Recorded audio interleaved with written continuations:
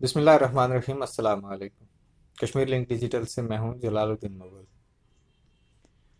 آج میرے ساتھ موجود ہیں گلگت بلتستان سے نوجوان صحافی ہیں اور کشمیر پر تنازع کشمیر پر گلگت بلتستان کے آئینی اور سیاسی مسائل پر گہری نظر رکھتے ہیں فہیم اختر۔ ان سے ہم بات کریں گے اور جاننے کی کوشش کریں گے کہ گلگت بلتستان کے آئینی جو سٹیٹس ہے اس میں تبدیلی اور اسے ایک باقاعدہ صوبائی سٹیٹس دینے کے حوالے سے گلگت بلتستان میں جو ایک تحریک چل رہی ہے کافی عرصے سے، اس کی گلگت بلتستان کے اندر اس وقت عوام کے اندر اور جو وہاں کی صوبائی حکومت ہے اس کے اندر اور باقی جو مختلف کلاسز ہیں وہاں پہ اس کی اس وقت کی تازہ ترین صورتحال کیا ہے۔ فہیم اختر، بہت شکریہ آپ نے ٹائم نکالا۔ تو یہ بتائیے کہ گلگت بلتستان کا کو جو صوبہ بنائے جانے اور اس کو باقاعدہ ایک آئینی سٹیٹس دینے کے حوالے سے عوامی سطح پہ یہ مطالبہ کئی سالوں سے بلکہ کئی دہائیوں سے جو ہے وہ چلا آ رہا ہے، اور ابھی ہم نے دیکھا ہے کہ پچھلے چند سالوں میں اس مطالبے نے کافی زور پکڑا ہے، اور اس کو جو اسلام آباد میں بیٹھے ہوئے پاور کوریڈورز ہیں انہوں نے بھی سنجیدگی سے لینا شروع کیا اور کافی اس پہ پیش رفت بھی ہو رہی ہیں۔ تو جو تازہ ترین صورتحال ہے اس سے تھوڑا سا آگاہ کیجیے گا کہ گلگت میں اس کے بارے میں اس وقت موجودہ تاثر کیا ہے، اور اوورال آپ کے پاس کیا انفارمیشن ہے اس حوالے سے؟ بہت بہت شکریہ سب سے پہلے کشمیر لنک کا بھی اور آپ کا بھی۔ اور جہاں تک گلگت بلتستان کے آئینی حیثیت کا معاملہ ہے وہ تو آپ کو بہتر پتہ ہے کہ مسئلہ کشمیر کی وجہ سے گلگت بلتستان ایک لمبو کی حیثیت میں رہا ہے شروع دن سے، اور اس کی حیثیت کسی بھی حوالے سے واضح نہیں رہی ہے وہاں پہ۔ اور کبھی کوئی ایف سی آر کا قانون وہاں پہ چلتا رہا، کبھی کوئی ایل ایف او چلاتے رہے، پھر صدارتی آرڈرز کا نظام آ گیا۔ تو یہ وہاں پر سپیس تو موجود ہے کہ اس کی جو آئینی حیثیت ہے اس کو وضع کیا جائے، کس طریقے سے ہونا چاہیے کس طریقے سے نہیں، یہ شروع دن سے وہاں پہ رہا ہے۔ اس وقت جو صورتحال ہے وہ گلگت بلتستان کی اسمبلی نے وہاں سے ایک قرارداد پاس کیا تھا، اور متفقہ طور پہ وہ ایک قرارداد منظور ہو گئی۔ وہ اس کی بنیاد پہ اور اس سے پہلے بھی وفاقی جو وزیر ہیں اس وقت قانون کے، فروغ نسیم، ان کی سربراہی میں ایک کمیٹی بنائی ہے، اور وہ کمیٹی نے تقریباً اپنا ورکنگ مکمل کر کے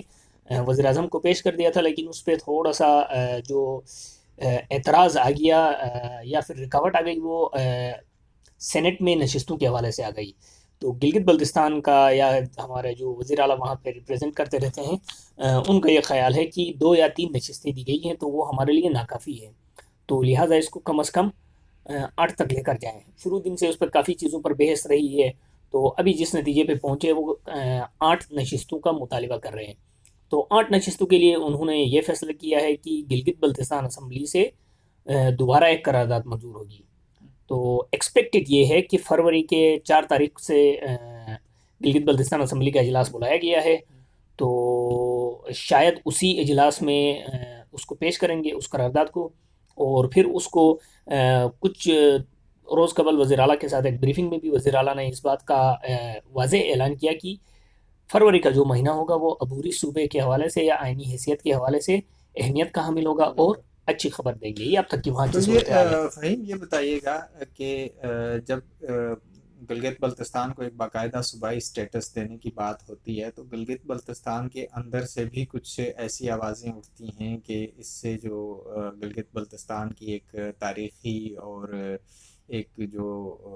علیحدہ حیثیت ہے اس پہ بھی اثر پڑے گا، اور اس کا جو تنازع کشمیر کے ساتھ گلگت بلتستان کا ایک تعلق ہے یا ایک رشتہ ہے جس کو بہت سارے لوگ تو شاید نہیں مانتے، لیکن بہت سارے لوگ اس پہ بات کرتے ہیں اور اس کو مانتے بھی ہیں کہ ہاں گلگت بلتستان کسی نہ کسی لحاظ سے گلگت جو جموں کشمیر کا تنازع ہے اس کا حصہ ضرور ہے۔ تو اس حوالے سے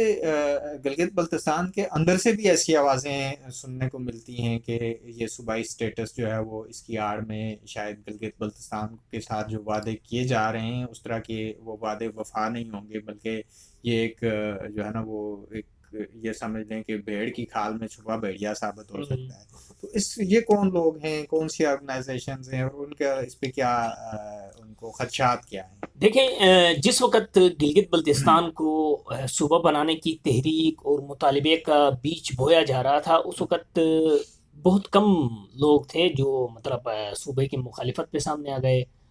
یا پھر اس وقت کا جو نعرہ تھا اس کی مخالفت میں آ گئے. اب 1994 سے جتنے ہمارے انتخابات ہوئے ہیں گلگت بلتستان میں, ان کی پوری ہسٹری دیکھیں تو ہر پارٹی نے عبوری صوبہ کے حوالے سے, اس وقت 5 صوبہ کے حوالے سے انہوں نے کمپین چلائی, اور ان کی جو منشور ہے اس کا مرکزی نقطہ جو تھا وہ گلگت بلتستان کو صوبہ بنانے کا تھا. تو اس دورانیے میں اتنی بڑی وائسز نہیں رہی, حالانکہ وہاں پہ شروع دن سے رہی ہے, لیکن اس کو سپورٹ نہیں ملی ہے. نہیں ملنے کی وجہ سے یہ جو کاؤنٹر اس کا جو نیریٹو تھا صوبہ بنانے کے لیے, تو اس کو پروان اس کو ایک شہ ملی, اور وہ چلتے چلتے ایک ایسی کیفیت میں آ گیا جہاں پر سیاسی, جغرافیائی اور انتظامی جو معاملات تھے وہ اس کے فیور میں آتے گئے. اس کا جو سب سے بڑا محرک ہے جو میں سمجھتا ہوں وہ انڈیا کا جو 5 اگست کا جو فیصلہ ہے, جہاں اس نے جموں کشمیر کی جو خصوصی حیثیت تھی اس کا خاتمہ کر دیا. تو اس کے بعد سے پھر وہ جو گراؤنڈ تھا صوبے کے لیے, اس میں تھوڑی سی وہ نمی آ گئی, اور وہاں پہ بھی اسی وجہ سے وہاں پہ کام ہو رہا ہے. تو جو مخالف وائسز ہیں وہ ہیں اپنے اپنے اینڈ پہ, لیکن انڈیویجولی کر رہے ہیں. اب گلگت بلتستان اسمبلی کے اندر ایسے لوگ, ظاہر بات ہے قرارداد متفقہ طور پہ منظور ہوئی ہے, تو میں اسمبلی کے حوالے سے تو کچھ اور تو نہیں کہہ سکتا کہ کسی کی نیت میں کیا تھا یا دل میں کیا تھا. بہرحال جیسے تیسے یہ وہاں سے متفقہ طور پر یہ قرارداد منظور ہو گئی ہے. تو ابھی اس کی جو تفصیلات آ گئی تھی اس میں میرے خیال سے آرٹیکل 1 تو اس میں شامل نہیں کیا ہے جو امینڈمنٹ پروپوز کی گئی ہے, اور باقی کوئی 11 آرٹیکلز ہیں. کہیں پہ وہ سینٹ کی جو تقسیم ہے اس میں گلگت بلتستان کو شامل ہے, کہیں پہ قومی اسمبلی ہے, کہیں پہ چیف الیکشن کمشنر کا ہے, کہیں پہ جو ہائی کورٹس ہیں ان کے حوالے سے گلگت بلتستان کا نام شامل کر کے یہ ایک پروپوزڈ امینڈمنٹ ہے. تو وائسز وہاں پہ بے شک موجود ہیں, لیکن جس وقت یہ صوبے کی اور 5ویں صوبے کی خصوصاً تحریک چلتی رہی, نعرے لگتے رہے, لوگوں کو اس کی بنیاد پہ ہائی جیک کرتے رہے, پیپلز پارٹی اس میں سرگرم رہی ہے, گلگت بلتستان میں اسلامی تحریک نے وہاں پہ حکومت کی ہے, اور ان کا تو 1 پوائنٹ ایجنڈا ہی یہی رہا ہے کہ ہم صوبہ بنائیں گے یا گلگت بلتستان کو صوبہ بنایا جائے. تو اس وقت یہ جو کاؤنٹر نیریٹیوز ہیں وہ بہت کمزور تھے, یا یہ فرنٹ پہ نہیں آتے رہے, یا جو نیریٹیو لے کے چل رہے تھے ان کو اس طریقے کی سپورٹ نہیں ملی. اچھا, یہ بتائیے گا کہ گلگت بلتستان میں ایک عمومی تاثر پایا جاتا ہے, خاص طور پہ پولیٹیشنز کا بھی ایک طبقہ ہے, لیکن نوجوانوں میں یہ تاثر نسبتاً زیادہ مضبوط ہے کہ ان کے جو اختیارات ہیں وہ ملنے میں, یا ان کو ایک آئینی حیثیت ملنے میں جو رکاوٹ ہے وہ دراصل آزاد کشمیر کے جو پولیٹیشنز ہیں وہ ہیں. اور اس حوالے سے بہت دفعہ میں نے دیکھا ہے کہ سوشل میڈیا پہ کشمیریوں کے حوالے سے, آزاد کشمیر کے پولیٹیشنز کے اور سیاسی جماعتوں کے حوالے سے بہت زیادہ جو ہے وہ ایک نیگیٹو کہہ لیں, یا ایک وہ مخالفانہ ایک رویہ ہے, اور جذبات کا اظہار کرتے ہیں لوگ, کچھ جو ہے وہ کڑوی کسیلی باتیں بھی ہو جاتی ہیں. تو یہ تاثر کس طرح سے وہاں پہ مضبوط ہوا کہ کشمیری جو گلگت بلتستان کی جو ایک کانسٹیٹیوشنل امپاورمنٹ ہے یا پولیٹیکل امپاورمنٹ ہے اس کے خلاف ہے؟ اس کا بھی ظاہر بات ہے دونوں رخ موجود ہے. گلگت بلتستان کو ابھی اس وقت آئینی امینڈمنٹ کی طرف جا رہے ہیں, ابھی بھی آج کے دن تک یا جس وقت یہ پروگرام نشر ہوگا اس وقت تک بھی تو آئینی حیثیت گلگت بلتستان کی وجہ نہیں ہے. اب اس کے مقابلے میں آپ آزاد کشمیر کی بات کریں تو وہ 1974 سے باقاعدہ آئین کے تحت چل رہا ہے. جس طریقے کا بھی وہاں پہ آئین ہے وہ آئین ڈیفائنڈ ہے, اس سے کوئی 19-20 نہیں کر سکتا ہے. تو اور دوسری بات یہ ہے کہ آزاد کشمیر میں ہم سب جانتے ہیں کہ گلگت بلتستان سے لیڈرشپ یہاں پہ زیادہ مضبوط رہی ہے. آپ ایون پاکستان کی سیاست کو بھی دیکھیں گے تو آپ کو آزاد کشمیر کی سیاست اثر انداز ہوتی ہوئی نظر آتی ہے. ماضی کی کئی ایسی تحریکیں تھیں جن میں آزاد کشمیر کی پولیٹیکل جو لیڈرشپ ہے اس نے پاکستان کی موومنٹس میں حصہ لیا اور اپنا کردار ادا کیا ہے. تو ان لیڈرز سے میں ذاتی طور پہ بھی سمجھتا ہوں کہ ان کو میرے خیال سے پاکستان کی ان موومنٹس میں آ کے حصہ لینے اور یہاں پہ کبھی بحالی جمہوریت کے لیے یا پھر کبھی ڈکٹیٹرشپ کے لیے وٹ ایور جس طریقے کی بھی رہی ہے، ان کی بجائے ان کا تو نقطۂ نظر گلگت بلتستان کے حوالے سے ہونا چاہیے تھا. تو وہاں کی جو لیڈرشپ ہے اس نے بھی اس کو ایک گیپ دیا ہے. ایک ظاہر بات ہے لیڈرشپ ہوتی ہی یہی ہے جو چیزوں کو سمجھ لے. اب وہ ایسا تو نہیں ہوتا کہ مطلب ڈیڑھ اینٹ کی مسجد بنا کے بیٹھا رہے، تو وہ لیڈرشپ نہیں ہوتی ہے. تو لیڈرشپ کے جو تقاضے تھے وہ آزاد کشمیر والوں نے بھی پورے نہیں کیے. نہیں کرنے کی وجہ سے ایک گیپ آ گیا. گیپ آنے کے بعد اب دوسرا گلگت بلتستان کے اندر بھی آپ دیکھیں تو مسئلہ کشمیر سے مفاد کسی کا بھی نہیں جڑ رہا ہے. ظاہر بات ہے دنیا کا ہر نظام کسی نہ کسی مفاد کے ساتھ ہوتا ہے. تو گلگت بلتستان کا عام عوام کا یا جو آج کی نسل ہے خصوصی طور پہ ان کا مسئلہ کشمیر سے کوئی مفاد جڑتا ہوا نظر نہیں آتا ہے. تو اس لیے وہاں کی پولیٹیکل لیڈرشپ نے جس طریقے سے پانچویں صوبے کی ایک زمانے سے راگ الاپتے رہے وہاں پہ، تو اسی کے ساتھ ہی وہ یہ جو آزاد کشمیر کے سیاسی لیڈرشپ کو تانے لگانا یا ان کو مورد الزام ٹھہرانا یہ بھی اسی وقت سے رہا ہے. تو وہ چلتے چلتے اس حد تک آ گیا ہے کہ زیادہ تر لوگ یہی سمجھتے ہیں. حالانکہ میں ذاتی طور پہ سمجھتا ہوں کہ ان کا نہ کوئی قصور ہے. جب دینے والے دینے پہ آتے ہیں تو نہ آزاد کشمیر سے پوچھتے ہیں، نہ گلگت بلتستان سے پوچھتے ہیں، نہ ان کی کوئی رائے یا قرارداد یا کوئی بھی جس قسم کی بھی چیز ہو. اب قراردادوں کو حساب کرتے جائیں گے تو میرے خیال سے پلندہ ہمارے پاس بھی موجود ہوگا. تو دینے والے جب دینے پہ آئیں گے تو وہ آزاد کشمیر سے پوچھتے ہیں، نہ ان کی لیڈرشپ سے پوچھیں گے. حقیقت پسندانہ بات یہی ہے کہ جب آپ کسی علاقے کا کوئی جغرافیائی یا اس کی جغرافیائی تو تبدیلیاں تو خیر کافی عرصے سے نہیں آ رہی ہیں اس ریجن میں، لیکن اگر آپ کوئی پولیٹیکل یا کوئی کانسٹیٹیوشنل ایک چینج لے کے آتے ہیں تو اس کو آپ نے اگر ایٹ لیسٹ ریجنل لیول پہ نہیں تو نیشنل لیول پہ جو ہے وہ اس کو ضرور ڈسکس کیا جاتا ہے، اور یہ فیصلے نیشنل لیول پہ ہی ہوتے ہیں. نیشنل بھی نہیں بلکہ یہاں پہ آپ کو پتہ ہے انٹرنیشنل فورسز بہت زیادہ انوالو ہیں. تو میرا نہیں خیال کہ گلگت بلتستان کے یا آزاد کشمیر کے اسٹیٹس میں تبدیلی کے حوالے سے اگر کسی لیول پہ کوئی مشاورت ہوتی ہے تو گلگت بلتستان سے یا آزاد کشمیر سے جن لوگوں کو لیڈرشپ سمجھا جاتا ہے ان کو اعتماد میں ان کو کنوے ضرور کیا جاتا ہے کہ یہ ہونے جا رہا ہے. ادروائز وہ بہت کم ایسا ہوتا ہے کہ ان کو اعتماد. بالکل ایسا ہی ہے جس طریقے کی پولیٹیکل نظام آزاد کشمیر میں ہے. یہ ہے کہ جو میں سمجھنا چاہ رہا ہوں کہ ان دونوں ریجنز کے درمیان شروع سے مطلب 1947 سے لے کے اب تک ایک ڈسکنیکٹ ہے. لوگوں کے درمیان میں کوئی رابطے نہیں ہیں، گورنمنٹس کے درمیان میں کوئی کولابریشن اس طرح سے نہیں ہے. کراچی ایگریمنٹ جو ایک سو کالڈ ہی اس کو سمجھا جاتا ہے، ایک سو کالڈ ایگریمنٹ ہے، تو اس کے مطلب وہ بھی ایک اپنے اندر ایک ابہام ہے جس کا مطلب کسی کو کوئی پتہ نہیں ہے کہ کراچی ایگریمنٹ میں کیا طے ہوا، کس نے طے کیا، کیوں طے کیا، ڈرافٹ کس نے بنایا. یہ سارے مطلب بہت سارے ابہام ہیں جن پہ شاید کھل کے بات کرنا بھی اس وقت مناسب نہیں لگتا. لیکن یہ ہے کہ ایسی چیزیں ہوئی ہیں ماضی میں کہ جنہوں نے ان دونوں ریجنز کو کے درمیان میں ایک مطلب جیوگرافیکلی ایک دوسرے کے ساتھ جڑے ہوئے ہیں، لیکن یہ ہے کہ آپ دیکھیں کہ ان کے درمیان میں کوئی کسی قسم کا کوئی رابطہ نہیں ہے، نہ پولیٹیکل لیول پہ، نہ کلچرل لیول پہ، نہ باقی جو ہے نا وہ گورنمنٹ یا اس پہ جو ایک لیجسلیٹو لیول ہے اس پہ بالکل کسی جگہ کوئی رابطہ نہیں ہے. تو اس ڈسکنیکٹ کا یہ آپ کیا سمجھتے ہیں کہ کتنا کردار ہے یہ ان دونوں کے درمیان میں، یہ جو غلط فہمیاں ہیں یا ایک نفرت کی سی فضا میں اگر کہوں اس کو تو غلط نہ ہوگا یہ پیدا کرنے میں؟ میں تو یہ سمجھتا ہوں کہ یہ سارے بنیادی طور پہ کنٹیجنٹ پلانس رکھے گئے نا کہ آزاد کشمیر یا مسئلہ کشمیر کے اوپر پاکستان پورا کا پورا وزن رکھ دیتا تو پھسلنے کا بھی امکان ہو سکتا تھا. ظاہر بات ہے ایک تنازع ہے تو 50-50 تو ہے نا، کم از کم کچھ نہیں تو 50-50 کی سچویشن ہے. اور ظاہر بات ہے انڈیا بھی ایک نیریٹیو پہ موجود ہے اور اس نے جو اقدامات لیے ہیں اس سے تو یہ ثابت ہو رہا ہے کہ وہ کس حد تک اس پہ بیٹھے ہیں، وہ اٹوٹنگ قرار دے رہا ہے. اور انہوں نے جس طریقے کے فیصلے کیے اس سے تو واقعی یہی لگ رہا ہے کہ وہ اٹوٹنگ ہی قرار دے رہا ہے. اب گلگت بلتستان کو تھوڑا سا اس ساری کہانی سے شروع دن سے الگ رکھا گیا اور پاکستان کی جو بھی فیصلہ ساز لوگ تھے اس وقت یا ادارے تھے انہوں نے اس کو تھوڑا سا سائڈ لائن کرنے کی کوشش کی تو وہ اسی پہ چلتا رہا. میرا جو اپنا خیال ہے اس میں اس دور میں شاید آزاد کشمیر کی جو لیڈرشپ تھی، کیونکہ آپ 60 کی دہائی میں، 70 کی دہائی میں، 80 کی دہائی میں، ایون 90 تک بھی آ کے جائے دیکھیں تو گلگت بلتستان سے تو کوئی اتنی پاپولر لیڈرشپ نہیں آئی ہے. آزاد کشمیر میں اس قسم کی لیڈرشپ موجود تھی جو ان چیزوں کو کم کرنے کے لیے کردار ادا کرتی یا متحرک ہوتی تو شاید کم ہو جاتے. ابھی اس وقت ان کو میرا خیال ہے کہ اگر ہم تاریخی حوالوں سے دیکھیں بھی تو آزاد کشمیر سے اگر اس طرح کی کوئی کوشش ہوئی بھی ہے تو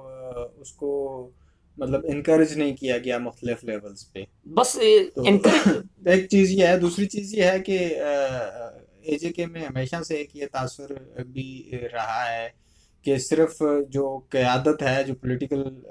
قیادت ہے، وہ ایسی ہی سامنے رہی ہے یا گلگت پاور میں بلتستان سے رہی ہے بہتر تو رہی ہے کہ جن کا نیریٹو اسٹیٹ کے نیریٹو سے بالکل ملتا جلتا ہے. جو ایک متبادل بیانیہ رکھنے والے لوگ ہیں یا تھوڑی سی جو ایک الگ سوچ رکھنے والے لوگ ہیں، تو ان کو تو کبھی آزاد کشمیر کے اندر بھی اس پروسیس میں اس نہیں. طرح سے انوالو نہیں کیا گیا. گلگت بلتستان سے اب ہمارے امان اللہ خان صاحب تھے، اس نے گلگت سے زیادہ آزاد کشمیر میں بیٹھ کے کام کیا، بالکل. گلگت سے زیادہ اس نے مقبوضہ کشمیر میں بیٹھ کے کام کیا، اور گلگت کے یہ جو عبوری صوبہ یا یہ جو واٹ ایور جو سچویشن ہے، اس سے زیادہ اس نے کشمیر کاز کے لیے کام کیا اور ایک بہت بڑی علامت سمجھا جاتا رہا ایک وقت تک. اسی طریقے سے آپ کی جب بھی کوئی لیڈرشپ، یہ جو مسلم کانفرنس کے لیڈر ہے وہ گلگت آتے رہے ہیں یا کوئی بھی لیڈر وہاں پہ جب بھی آتا رہا ہے، گلگت بلتستان کے لوگ استقبال بھی اچھے طریقے سے کرتے ہیں، سب کچھ کرتے ہیں. تو ان کو تو کم از کم اس چیز کا ادراک ہونا چاہیے تھا. یہ گیپ کو کم کرنے کی کوشش اپنی طرف سے کر لیتے ہیں. ظاہر بات ہے وہاں پہ ڈسکریج ہوتا ہے تو پھر گلگت میں انکریج کیسے ہو سکتا ہے؟ اب گلگت میں تو مزید زیادہ ڈسکریج ہوگا، اور جس بندے نے بھی بات کی تو ظاہر بات ہے اس کا ڈسکریج ہی ہوگا، اور جس نے بھی یہ بات پھیلائی کہ آزاد کشمیر یا آزاد کشمیر کی جو لیڈرشپ ہے وہ ہماری راہ میں رکاوٹ ہے، تو وہ تو پاپولر ہوتا گیا. تو پاپولیرٹی بھی اس کو مل گئی، اس کو لوگوں کی طرف سے سپورٹ بھی مل گئی، اور جو لوگ حقیقت پسندانہ رائے رکھتے تھے ان کو پاپولیرٹی بھی نہیں ملی اور ان کو پھر حوصلہ شکنی بھی ہوئی. تو اس طریقے سے یہ نعرہ مقبول ہو گیا اور ابھی باقاعدہ چل رہا ہے. آخری سوال ہے کہ جو ہونا تھا وہ ہو گیا، پلوں کے نیچے سے بہت سا پانی جو ہے وہ گزر گیا، جس کو شاید واپس کرنا ممکن نہ ہو ہمارے لیے. آپ چونکہ وہاں کی گلگت بلتستان کی جو پولیٹیکل لیڈرشپ ہے اس کے ساتھ بھی رابطے میں رہتے ہیں، نوجوانوں کے ساتھ بھی یقیناً آپ کا اٹھنا بیٹھنا ہوگا، سماجی لوگوں کے ساتھ بھی آپ رابطے میں رہتے ہیں، تو ایک باخبر یا ایک کنیکٹڈ پرسن کے طور پہ آپ کیا سمجھتے ہیں کہ کوئی ایسا جو ہے نا وہ سیگمنٹ آف سوسائٹی ہے گلگت بلتستان میں جس کے دل میں کہیں یہ احساس ہو کہ یار یہ کشمیر کے ساتھ یا آزاد کشمیر کے ساتھ جو ایک ڈسکنیکٹ آیا ہے، کلچرل یا ایک پولیٹیکل ڈسکنیکٹ، تو اس کو کہیں سے برج کیا جائے یا ایک ڈسکورس شروع کیا جائے کہ اس جو ایک ایمبیگوس سچویشن ہے گلگت بلتستان کی، اس میں سے گلگت بلتستان کو نکالنے کے لیے اور گلگت بلتستان کی آزاد جو کیا کہتے ہیں ایک آئینی ایک اختیار ہے اس کا، یا جو ایک کانسٹیٹیوشنل امپاورمنٹ ہے،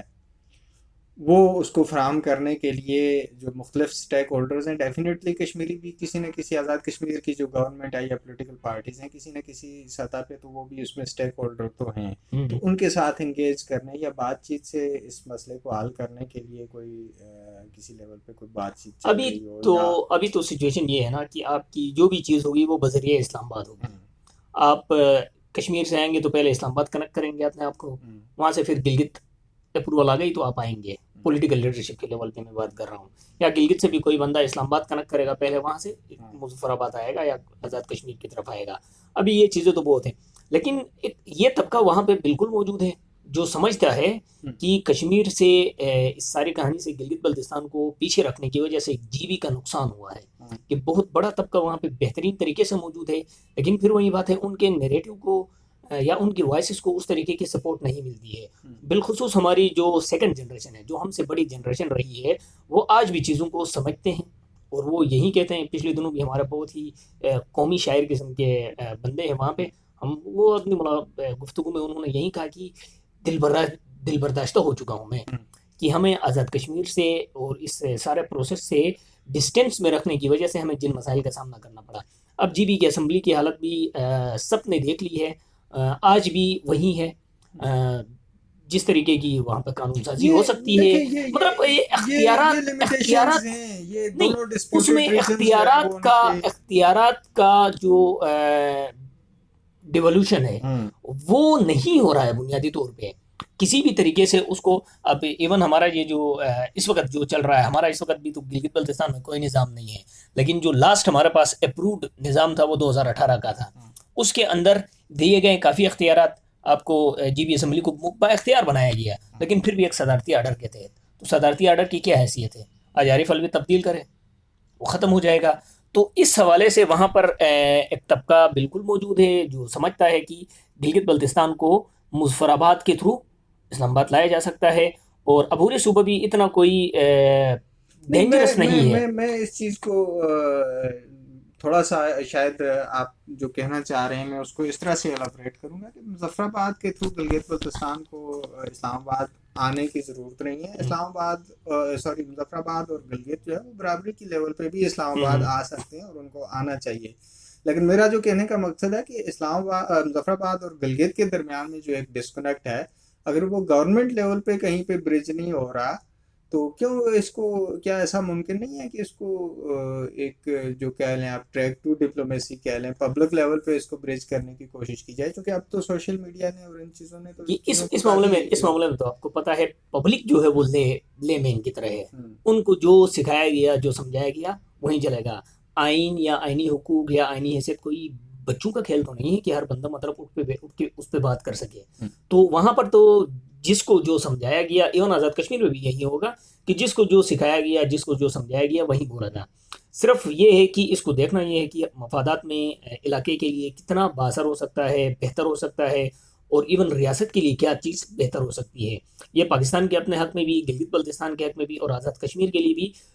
بہت بہتر ہوگا کہ اس وقت جو ہماری، میں سمجھتا ہوں، میری ذاتی خیال یہ ہے کہ جو کونسل رہی ہے، ایجے کی کونسل بھی اور جی بی کونسل، ان دونوں کو ایک مشاورتی کونسل رکھا ہے ابھی، اختیارات ان سے اٹھائے ہیں. کہیں نہ تو کہیں ان کو کوئی ایسا فورم ہونا چاہیے اس فورم کو وہ کنورٹ کرے، اس فورم کو وہ کنورٹ کرے، دونوں کا اجتماع کرے. اور آپ کا ویسے بھی آئین میں اتنی بڑی ترمیم ہو رہی ہے، تو یہ جو کشمیر کمیٹی ہے اس میں یہ شاہ محمود قریشی ہو، ہنار ربانی کھر ہو، جس قسم کے لوگ یہاں پہ آتے ہیں، ان کو وہاں سے سائڈ کر کے یہاں کے لوگوں کو جگہ دے دے، تاکہ یہ لوگ اپنا کیس خود لے جا کے جہاں پہ پریزنٹ کرنا ہے پریزنٹ کریں گے. اب انٹرنیشنل دنیا میں ملتان کے شاہ محمود قریشی یا جنوبی پنجاب کے مطلب ہنار ربانی کھر یا کسی اور کو بھی، ایون مولانا فضل الرحمان ہو، جو بھی ہو، ان کی بات کو کیوں مانیں گے وہ لوگ؟ جب تک گلگت سے کوئی بھی بندہ اٹھ کے خود نہ کہے کہ ہمارے ساتھ آپ کی وجہ سے، آپ کی عدم دلچسپی کی وجہ سے ہم کتنا نقصان میں جا رہے ہیں، ہم کس قسم کے مسائل میں جا رہے ہیں، یا آزاد کشمیر سے کوئی بندہ اٹھ کے کہے، ان دونوں میں آسمان زمین کا فرق ہے. تو ریاست کے لیے اور اس سسٹم کو بہتر کرنے کے لیے پاسبلٹی اس وقت یہ ہے کہ یہ جو جی بی کونسل اور اے جے کے کونسل ہے، ان دونوں کو کمبائن کرے. اور ان کے پاس ویسے بھی کوئی قانون سازی کے اختیارات تو بھی ہیں نہیں، تو ان کو کمبائن کر کے ان کو اس مہم کے اوپر ہی لگا دے کہ دنیا میں جا کے آزاد کشمیر کا کیس، گلگت بلتستان کا کیس لڑے اور اس کو پاکستان کے ہی فیور میں لے کے آ جائے. تو تب جا کے ان دونوں کا جو معاملہ اس وقت پیدا ہوا ہے وہ کم ہو سکے گا. بہت شکریہ فہیم، آپ نے کافی تفصیل سے اس پہ بات کی. آنے والے دنوں میں جیسا کہ آپ نے بتایا بھی کہ اس معاملے پر کافی اہم جو پیش رفت ہے اس کی توقع کی جا رہی ہے کہ شاید یہ آنے والے دنوں میں سامنے آئے گی. آج اسلام آباد میں جو آزاد کشمیر کی سیاسی جماعتیں ہیں ان کی ایک جو آل پارٹیز کانفرنس بھی ہوئی ہے. اگرچہ گلگت بلتستان کے معاملے کو وہاں پہ زیر بحث نہیں لایا گیا اس طرح سے، لیکن ان کا ظاہر ہے آزاد کشمیر کی پولیٹیکل پارٹیز کا اپنا ایک سٹینس بھی ہے. کہیں نہ کہیں وہ اپنی جو مدر پارٹیز ہیں وفاق میں ان سے بھی انفلوئنس لیتی ہیں اور باقی چیزیں بھی ہیں. ہمیں بہتری کی امید رکھنی چاہیے اور کوشش یہ کرنی چاہیے کہ یہ جو غلط فہمیاں ہیں دو خطوں کے لوگوں کے درمیان، یہ ظاہر ہے لوگوں نے تو نہیں پیدا کی، یہ حکومتوں نے اور قیادتوں نے ہی پیدا کی ہیں. تو ان کو جس حد تک برج کیا جا سکے، ان کو ختم کیا جا سکے، اس میں اپنی کوشش کرنی چاہیے. آپ کا اگر اس حوالے سے فہیم سے یا مجھ سے کوئی سوال ہو تو کمنٹ سیکشن میں ضرور پوچھے گا اور ہم کوشش کریں گے کہ آپ کے سوالوں کے جواب دیں. اور اگلی قسط تک ہمیں دیجیے اجازت. اللہ حافظ.